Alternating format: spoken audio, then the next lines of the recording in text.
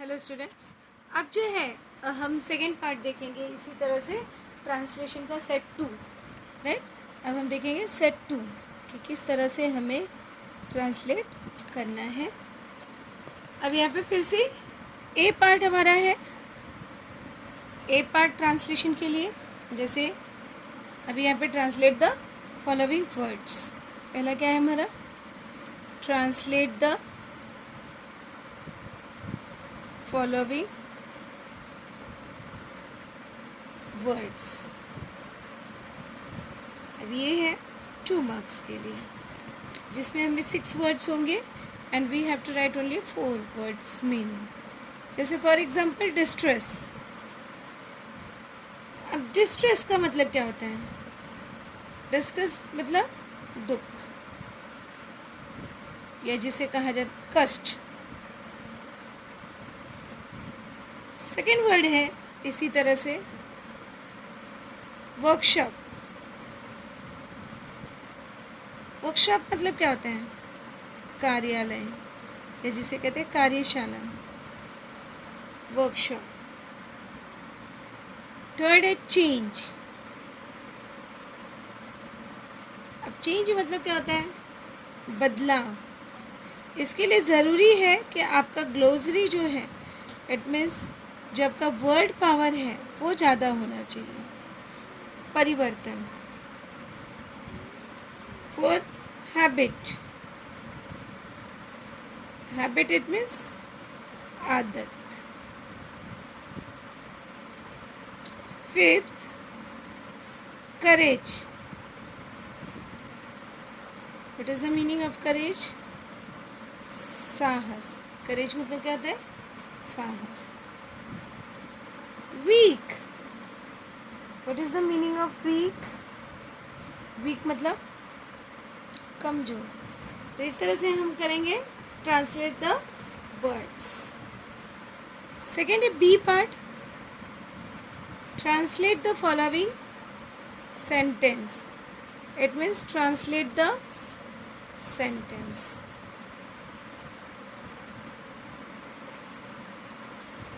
इसको भी हमें इंग्लिश में दिया रहेगा और हिंदी में हमको चेंज करना है। For example first, work hard with faith in God. अब देखेंगे इसका हिंदी मीनिंग क्या होता है कि भगवान पर, work hard with faith in God. Faith मतलब गॉड मतलब भगवान पर। भगवान पर भरोसा रखकर, भगवान पर भरोसा रखकर परिश्रम। फेथ मतलब होता है भरोसा रखकर। वर्क हार्ड मतलब परिश्रम करना, तो परिश्रम करो। अब देखेंगे हम इस तरह से आगे सेकेंड सेंटेंस कि हमारा सेकेंड सेंटेंस क्या है। For example second sentence is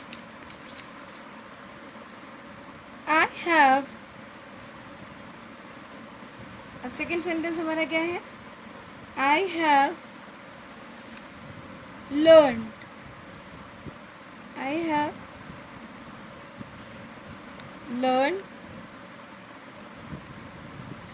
swimming, right. अब ध्यान में रखिए, आई हैव लर्न स्विमिंग। आई मतलब मैं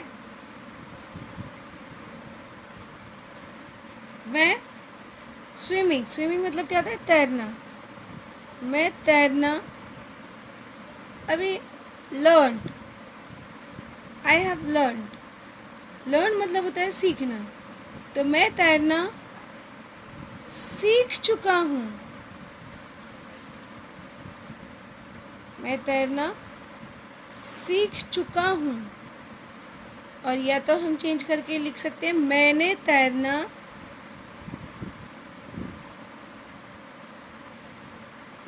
तैरना सीखा है। अब चाहे आप इस तरह से लिख सकते हो कि आई हैव लर्न, हैव आया तो मतलब चुका है, चुकी है, चुके हैं, इस तरह से हम लिखते हैं। तो आप इस तरह से भी लिख सकते हैं कि मैं तैरना सीख चुका हूँ, या ऐसे भी लिख सकते हो कि मैंने तैरना सीखा है। See the next. अब नेक्स्ट देखेंगे,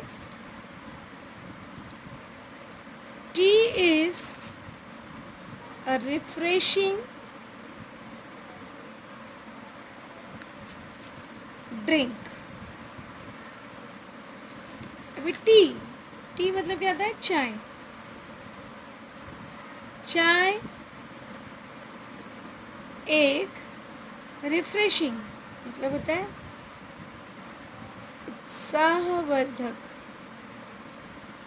उत्साहवर्धक ड्रिंक मतलब पेय पदार्थ। पेय फिर से इज आ गया तो है। T is a refreshing drink.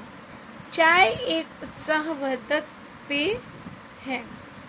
See the fourth. If you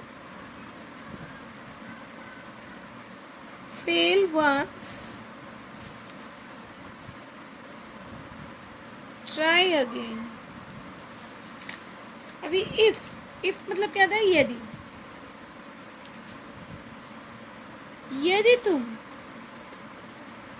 या यदि तुम्हें एक बार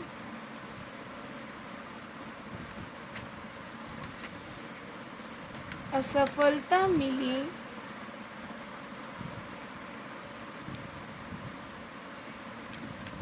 तो ट्राई अगेन, तो क्या करो? तो फिर प्रयास करो या फिर प्रयत्न करो। प्रयास करो, प्रयत्न करो, जो भी है। यदि तुम्हें एक बार असफलता मिलती है तो फिर से इसके लिए प्रयास करो, प्रयत्नशील रहो, न कि हार मान लो। अब इसी तरह से इसका थर्ड पार्ट सी आता है। ट्रांसलेट द फॉलोइंग आइडम, या उसी को कहा जाता है प्रोवर्ब।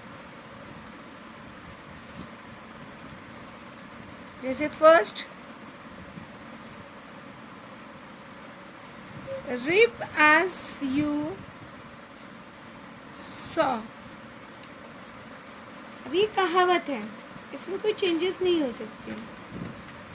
तो क्या आएगा इसका? reap as you sow। sow मतलब होता है बोना। जो बोओगे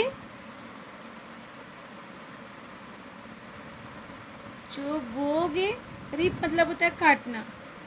जो बोगे वही काटोगे। अब ये कहावत आपने सुना होगा कि जो बोगे वही आप काटोगे, उसके बाद पूर्ण विराम दे देना है। सेकंड है इसी तरह से, जैसे health is wealth. Health is wealth. अभी हेल्थ इज वेल्थ, इसका मतलब क्या हो गया? हेल्थ मतलब स्वास्थ्य। स्वास्थ्य ही, वेल्थ मतलब संपत्ति। स्वास्थ्य ही संपत्ति है। तो इस तरह से हमें जो है वो ट्रांसलेशन करना है इन द एग्जाम।